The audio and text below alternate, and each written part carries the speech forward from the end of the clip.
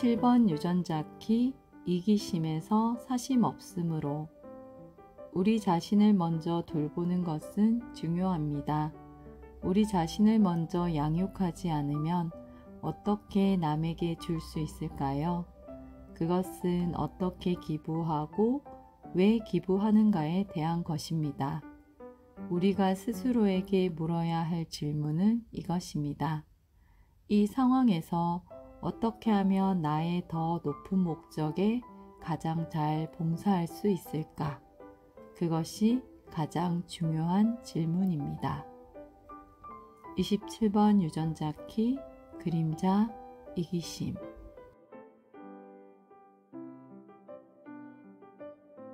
안녕하세요. 오늘은 27번 유전자 키 2번 라인의 날입니다.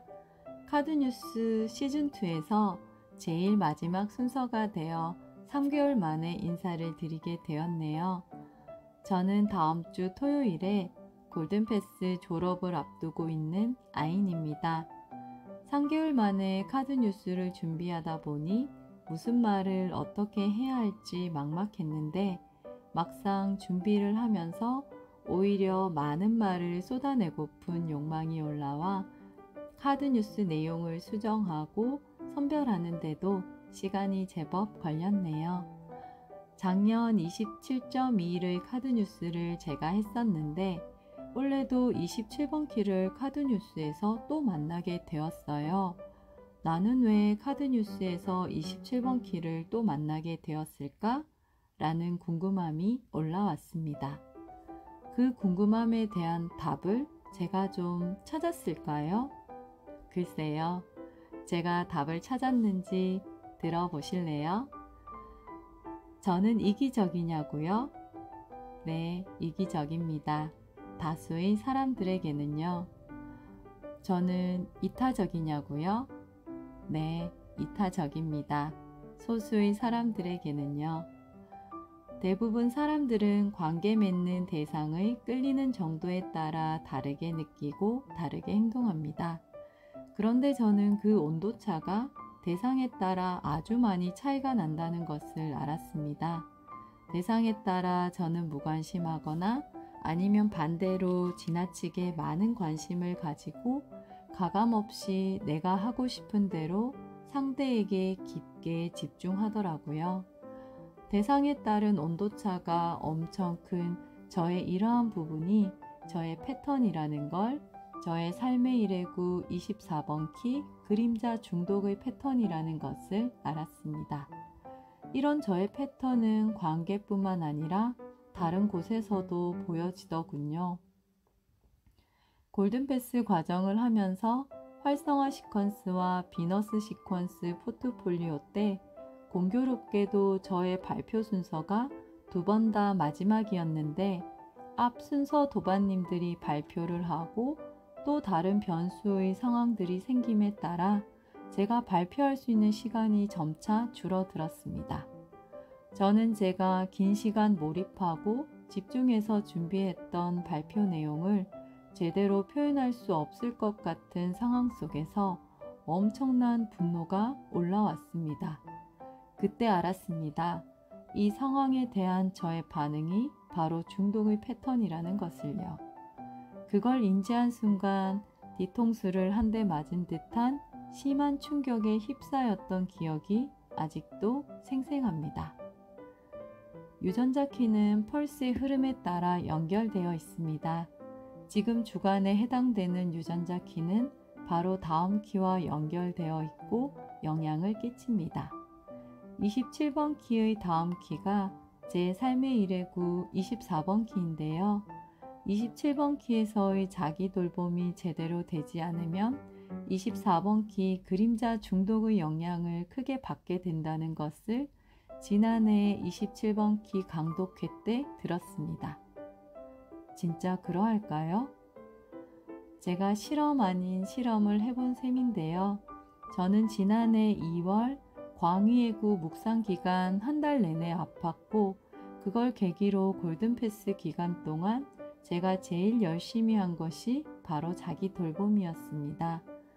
학교와 집으로 숨만 쉬고 다녔던 저의 삶 속에 운동을 넣었고 나만의 시간과 공간을 확보하며 묵상을 일상화하고 친구들과의 여행을 하는 등 자기 돌봄 프로젝트에 들어갔습니다.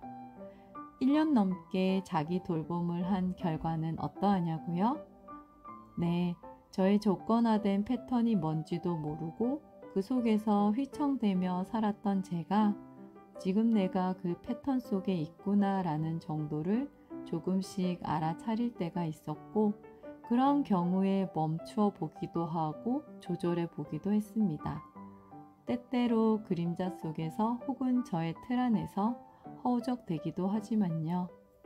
그리고 저의 이러한 중독적인 패턴과 경향성이 넓게 바라보면 타인과는 다른 저만의 고유성이고 저의 천재성을 발현시킬 수 있는 기반 혹은 천재성 그 자체가 된다는 것을 저는 이제 알게 되었습니다. 자기 돌봄을 통해 저의 패턴을 조금씩 감지해 나가면서 예전보다는 외부의 상황에 대해 덜 흔들리고 내면적으로 좀 더 단단하게 견딤을 하고 있는 저를 만나고 있는 것 같기도 해요. 27번 키는 저에게 자기 돌봄을 제대로 하고 적절한 경계를 세우라는 의미를 들려주었습니다. 나의 의도는 순수했더라도 상대방에게 경계 없이 훅 다가가 지나치게 집중하고 관심을 깊게 가지는 것 또한 어떻게 보면 상대방에게 부담을 줄 수 있다는 것을요. 반면에 나의 경계를 지나치게 세워 타인과 함께하는 부분에서 걸림돌이 될 수도 있다는 것을요.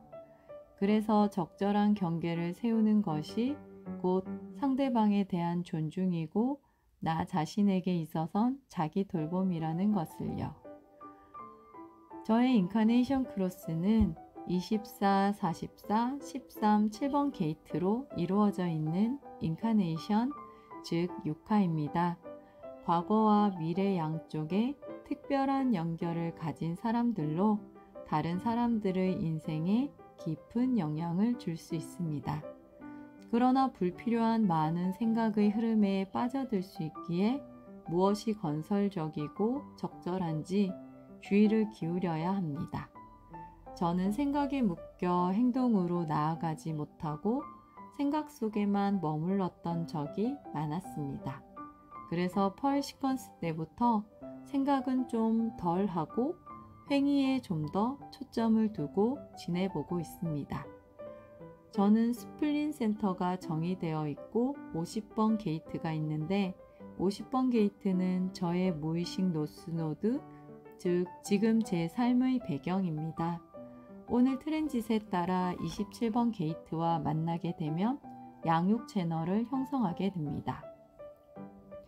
50, 27 양육 채널은 양육과 삶의 보존 정신을 제공하거나 촉진시킴으로써 공동체의 구성원들을 돌보는 것에 관여하는 것입니다. 골든패스 졸업을 앞둔 이 시점에 50, 27 채널이 연결되어 그 의미를 살펴보니 그동안 골든패스 하면서 자신의 내면으로 들어가 고군분투하며 자신을 봐왔으니 이제 공동체 속에서 적극적으로 책임지고 봉사와 기여로 나아가라는 의미로 제겐 다가왔습니다. 물론 자신의 내면과 만나는 묵상은 우리가 살아있는 동안 지속적으로 해야겠지요. 제가 속한 공동체 속에서 더 책임지고 헌신하겠습니다. 저의 오늘 배움의 채널은 39, 55 감정 기복 채널과 35, 36 팔방미인 채널인데요. 35, 36 채널은 삶에서 끊임없이 새로운 경험을 하고 경험을 통해 지혜를 모은다는 의미가 있는데 오늘 제가 어떠한 경험을 하고 어떤 감정 상태 속에 있을지 몹시 궁금하네요. 오늘 하루 여러분들은 어떤 경험들을 하게 될까요? 27번 키 펄스의 흐름 속에서 여러분들이 만나게 되는 경험 속에 푹 빠져 경험해보고 그 속에서 얻게 되는 의미를 오늘 한번 새겨보면 어떨까요? 작년 12월 11.1일 카드뉴스에서 한 아름다운 여인의 골든패스 여행 이야기를 했었는데 혹시 기억하시나요? 그 여인은 펄 시퀀스 지역의 여행을 무사히 마치고 골든패스 전체 여행의 마무리를 위한 이야기를 나눈다고 합니다. 이 아름다운 여인은 바로 저인데요. 저는 제 인생에서 골든패스라는 뗏목을 탄 경험을 통해 더 높은 목적으로 향하는 확장의 소중한 한 걸음을 내딛어 봅니다. 오늘도 카드뉴스와 함께 해주셔서 감사드립니다. 사랑합니다.